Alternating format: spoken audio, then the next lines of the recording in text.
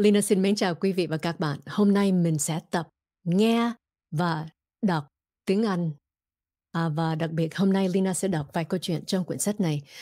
Vietnamese Children's Favorite Stories, những câu chuyện truyền thống Việt Nam kể cho con nít.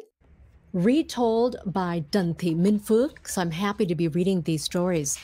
I think it will be helpful to get you to practice listening so you can understand the words.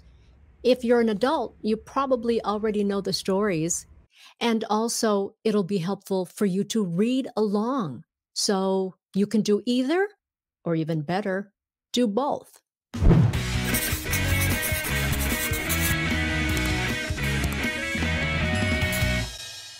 I think you can also let your kids listen to these stories so they know a little more about traditional Vietnamese stories.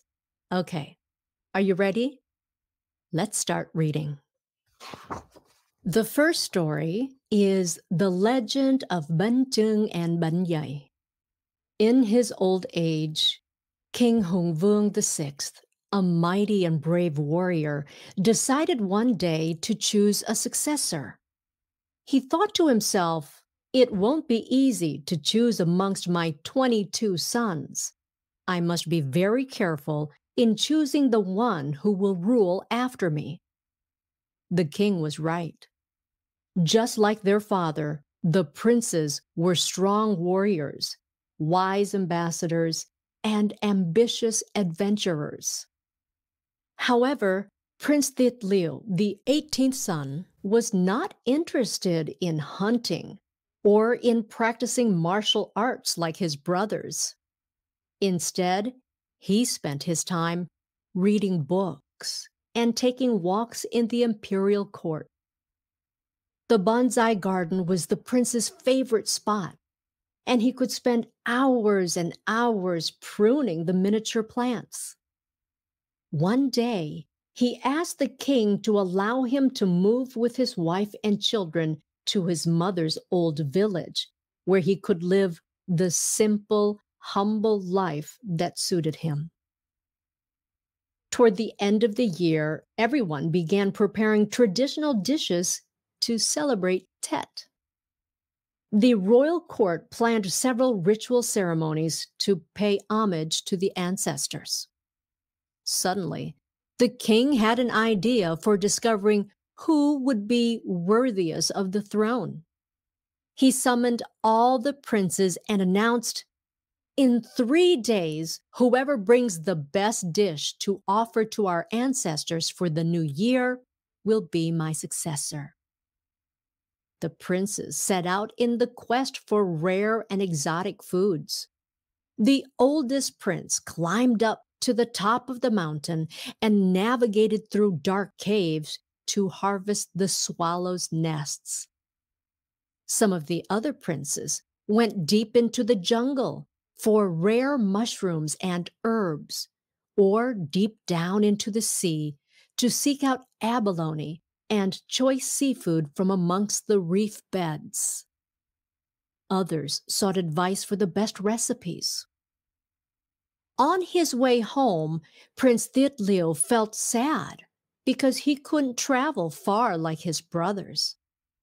As he walked along the rice fields, the fresh and relaxing aroma of the rice and the heartfelt laughter of the farmers lessened his grief. Suddenly, a thought came to him. Rice!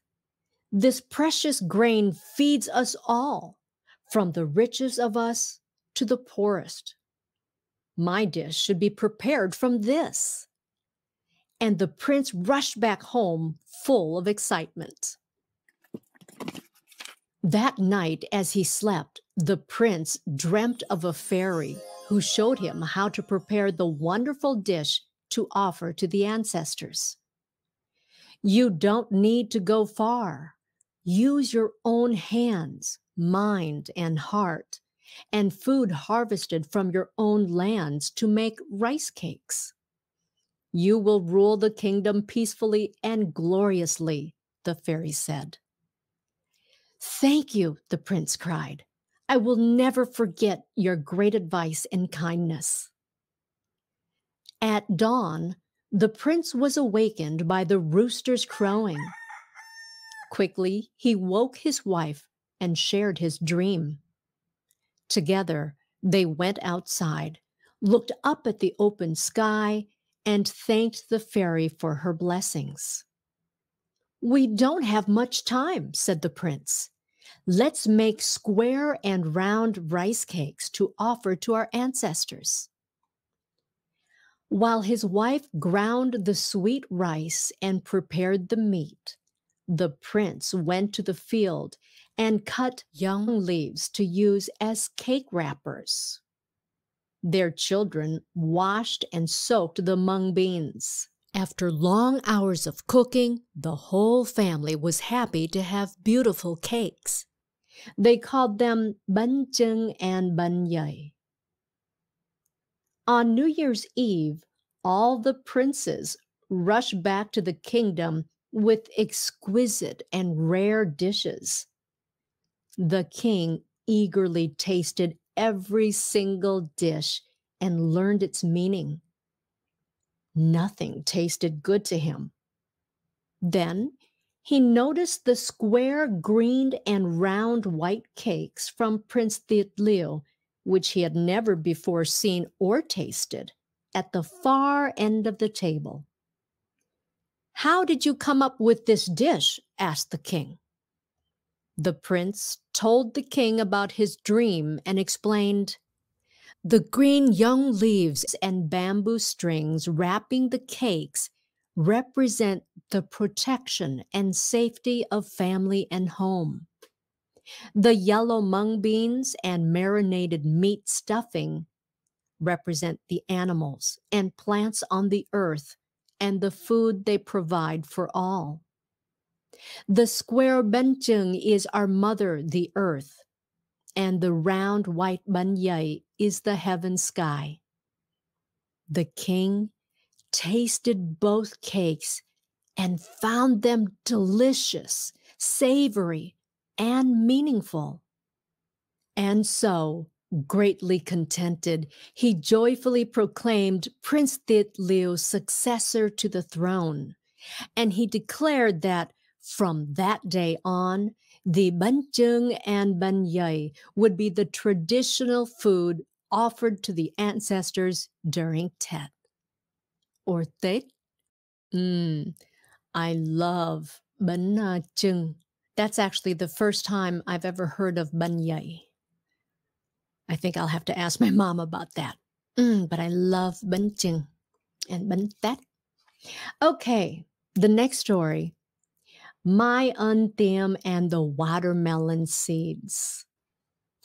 Long ago, during the Hung Dynasty, there was a wise and hard-working orphan named My Tiêm who earned a meager living helping an elderly couple who lived nearby. One summer day, King Hung and his royal court rode through Fengzhou and were told great tales about the orphan.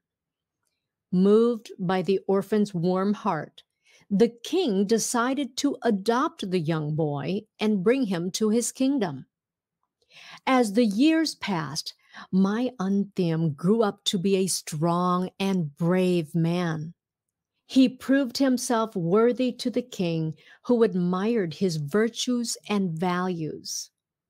The king gave him great love, support, and protection. He even gave his daughter's hand to My Tiêm and gave the couple many rare and precious gifts. One day, My Tiêm invited the princes to his house for a feast. Everyone enjoyed the company and took turns sharing stories. The eldest prince said how powerful and lucky he was because he was born first and expected to be the king's successor. The second prince jumped in by stating that the king needed a strong successor to protect the kingdom.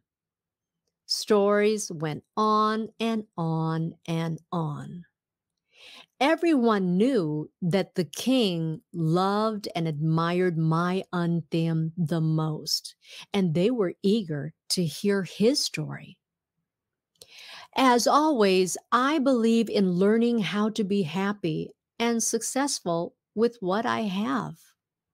I am grateful for the blessings of wealth, love, and power from the king, but it doesn't change who I am, said my Anthem humbly. The youngest prince, always jealous when he saw his father's special favors to his adopted son, rushed to the kingdom and told a different story, saying that my Anthem was arrogant, unfaithful, ambitious, and disrespectful to the king and hoped to overthrow him.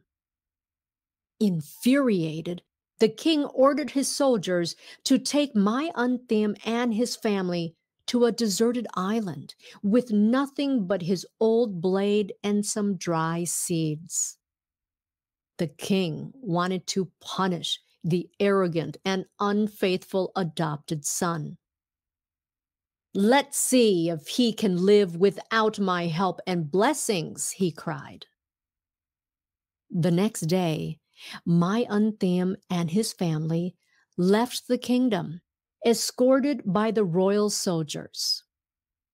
After 3 days, they reached the island. "Please convey my deepest gratitude and respect to the king for his constant blessings, generosity, and kindness to me and my family," my Anthem said to one of the soldiers. The royal soldiers returned to the kingdom. It was dark and chilly that night. My Anthem could find no shelter but a cave by the shore. "Let's stay here for tonight. It will protect us from the cold winds and wild animals," my Anthem said to his wife. The next morning, my Anthem woke up early. He went along the shore to collect seaweed, then up to the hill for firewood. Deep in the forest, with his old blade, he cut bamboo stalks for building a house and bamboo shoots for food. 4 years passed. The children grew up fast. They learned to find beans and other vegetables and grow them in a garden.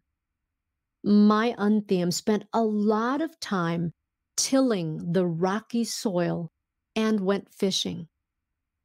His wife made some warm clothes from animal skins and prepared hearty dishes.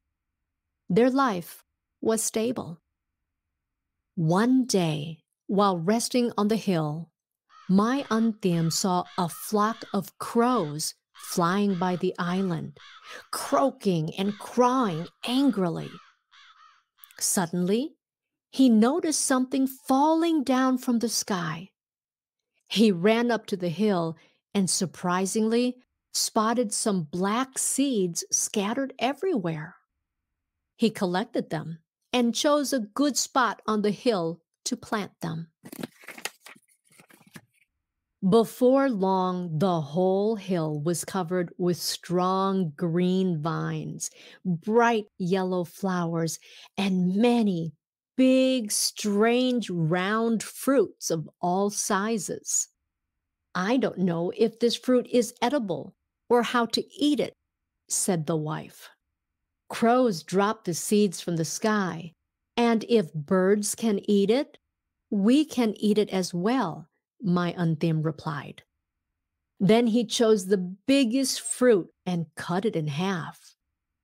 To his surprise, inside the green rind was bright red pulp, dotted with black seeds. The fruit was so juicy and sweet. "Let's name it Ho because it tastes like melon," said my Anthem. Excited by the new fruit, they used the seeds to plant another crop. Within months, they harvested more big melons. One day, while collecting seaweed, my Antim had an idea. He ran back to the melon hill, selected a half dozen of the melons, and carved his name and a map of the island on the green rind.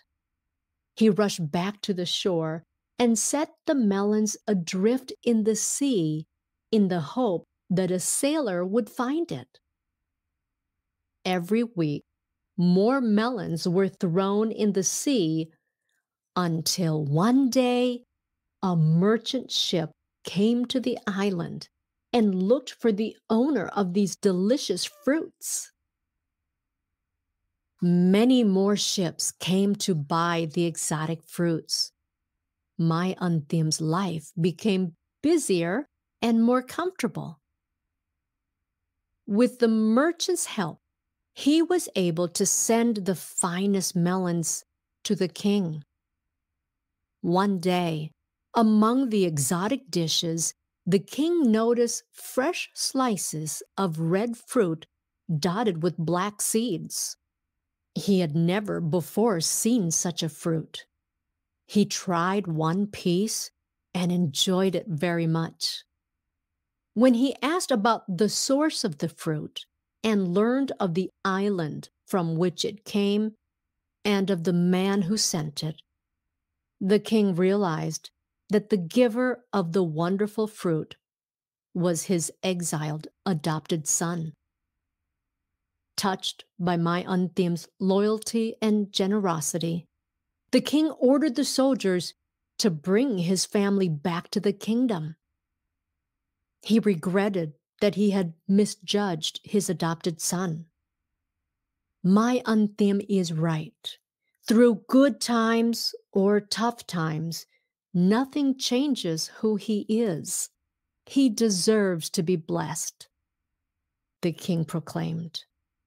Since that day, dưa hấu, or watermelons, were planted throughout the kingdom to honor my Antim. I love watermelon. Do you? When I was little, I heard that if you swallowed the seeds, that a watermelon would grow in your belly. My mom told me that, so I would spit the seeds out. And as an adult, I learned that you can actually eat the seeds. It's okay. Just chew them. I hope you enjoyed those stories. If you read along in your head, maybe you can watch it again and try to read out loud. That will help you a lot in your pronunciation. And if you only listened to see if you could understand, maybe watch it again and read along. I love Vietnamese stories. We should be practicing English with them and teaching our children about them. I hope you enjoyed this lesson. If you did, give me a thumbs up, leave a comment, and we'll see you next time on English with Leyna.